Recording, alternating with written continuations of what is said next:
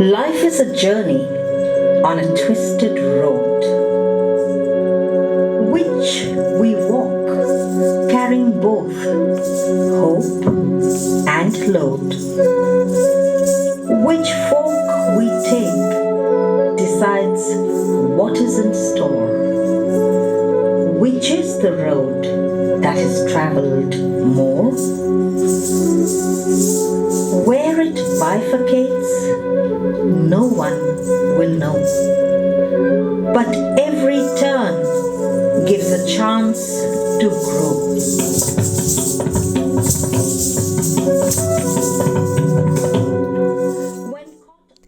Our first artist performed on our Vibrant Brampton stage. Enakshi Sinha is one of the leading Odissi dancers in North America. Enakshi, residing in Toronto, cultivated a lifelong devotion to Indian classical dance. Her active performance career spans for the last 17 years that includes performing in major festivals of India, Europe, and North America. She visits India seasonally to perform in dance festivals of India and to conduct dance workshops. Sinha is the recipient of 2017 Women Achiever Award from Dancing Damsels Organization and 2017 Appreciation Award from Toronto Sanskriti Sangstha. At present, Enakshi is the artistic director of her dance institution, Mridanga Dance Academy, involved in the training of a new generation of dancers in the Greater Toronto Area and Windsor. Enakshi's dance journey began 28 years ago while growing up in Calcutta, India. It's very obvious from coming from a Bengali family, the parents will put you in dancing or singing class. So when I was 5 years old, my mom took me to the dance school and I started one of the Indian classical dances, Bharatanatyam, which is a South Indian style.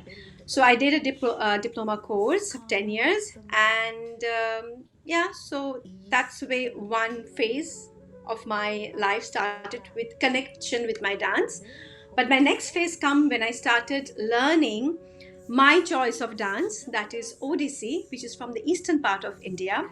And from there onwards, my dance actually started as I really fell in love with that dance form. The Odissi style of dance really resonated with Enakshi, the origin of which sticks with her today. The legend of this Odissi dance was Guru Keluchar Mahapatra. So I saw his performance, in Kolkata, and I immediately fell in love with the dance form, and I decided I have to learn this dance and continue this learning till my last age. And that's what it started, but I never thought to take it as a profession. But Guru Keluchar Mahapatra used to live in Orissa, in Bhubaneswar. Since I was a student that time in 11th or 12th grade, so I couldn't go and live and learn.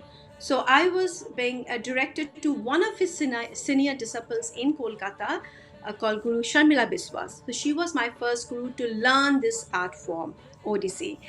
And from there, she was my role model, my inspiration. And her training, her motivation, her everything, intrigued me to take this dance form as my profession. She eventually went on to devote her career to Odissi, a devotion that continued when she immigrated to Canada. When I came to Canada, it was a pretty tough journey for me because as I landed to a place called Windsor. I'm sure all of you have heard of it, which is southern part of Ontario. So it was a nice city, of course, but not as vibrant, culturally vibrant as Toronto or GTA. So people were hardly aware of this dance form, South Asian dance form. So Odissi, of course, no way. Most of the 90% of the people of the population there was not aware of the dance form at all. So there actually my challenges and my journey started as a soloist or as a teacher to make awareness of this dance form. As a teacher and choreographer, Enakshi relays the intricacies that are involved in traditional Indian classical dancing. With this dance form, every move counts. This dance, Indian classical dance, is, I will say, equals to dedication and discipline. So dedication, plus discipline equals to Indian classical dance. So it can be any dance form, and it can be actually any art form. I'm just talking about dance that I'm into.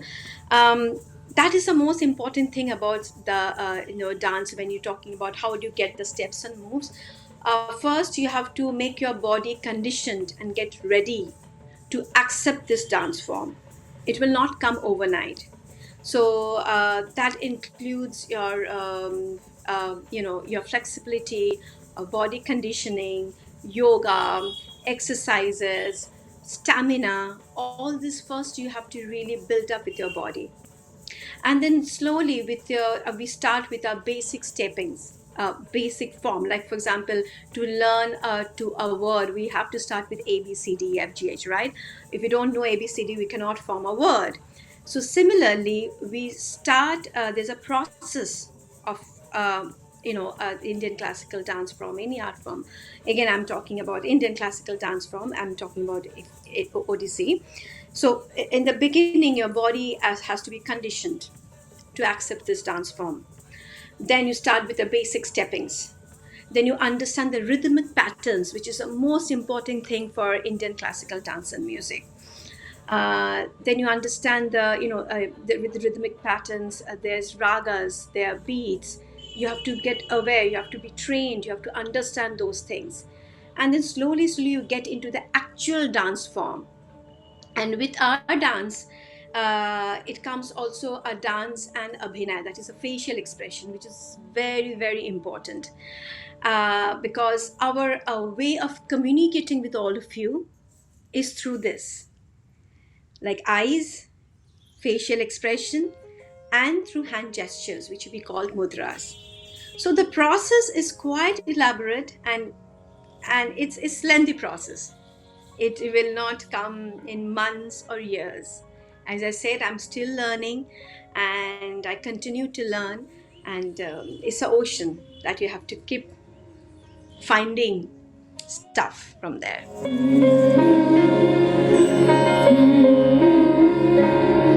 The door facing the south is wide open. Oh, spring, come, come right in. I'll sit you down on the swing of my heart and fly with you up and down. Oh, spring, come, come right in.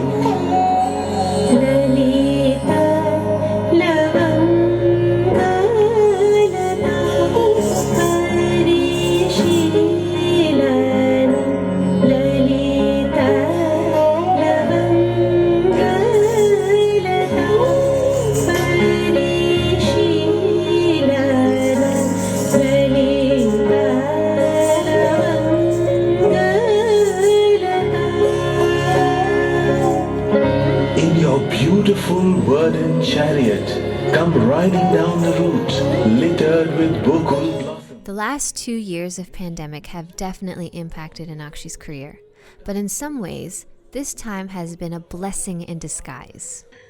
This pandemic, I don't know whether I should say that it was a blessing in disguise for me. Why do I say that? It helped me to really see a life and my art form or my work in a different level. Because in pre-pandemic, my life was in a different stage. Busy in traveling a lot, busy in performing, busy in collaborating. A lot of collaborations I've done with other artists. So it was more of go, and it was excellent. No complaints. Absolutely no complaints. It was excellent. But during the pandemic, it's kind of like my life just stopped for a moment. It's a nice pause that happened.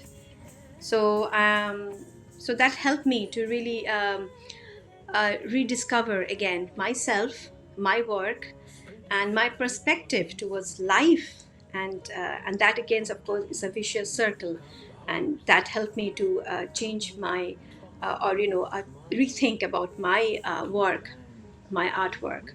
Despite this blessing, she's ready for the future. My art helped me to build my future. So again, my work, of course, I have some goals and plans, but it always happened the way it molds my art form. That's where my future goes accordingly. So basically, the lantern, if you go through a tunnel and you have to follow the lantern, right? So the lantern is my art form. So that lantern, that is for me art, the way it shows the path, I just follow that. So I cannot say but of course, I pray and hope we come back to normalcy. I definitely hope to, get back to my stage life. Not me, all my colleagues, artists, other artists, and my students to get back to the stage and to get a live audience as soon as possible. Was expecting from this year onwards that will happen, but till now there is no. We don't know the plans. But yes, I definitely hope and pray to come back to normalcy, go back to the stage life for sure, and to get the live audience and get their applause live, not virtual. And if Enakshi was to put her performance in a capsule and someone discovered them 50 years from now, here's how she would want them to feel. My only answer is that I've not yet created that work that will be, dug up 50 years later for others. I have not yet created that work, so I have nothing to say right now.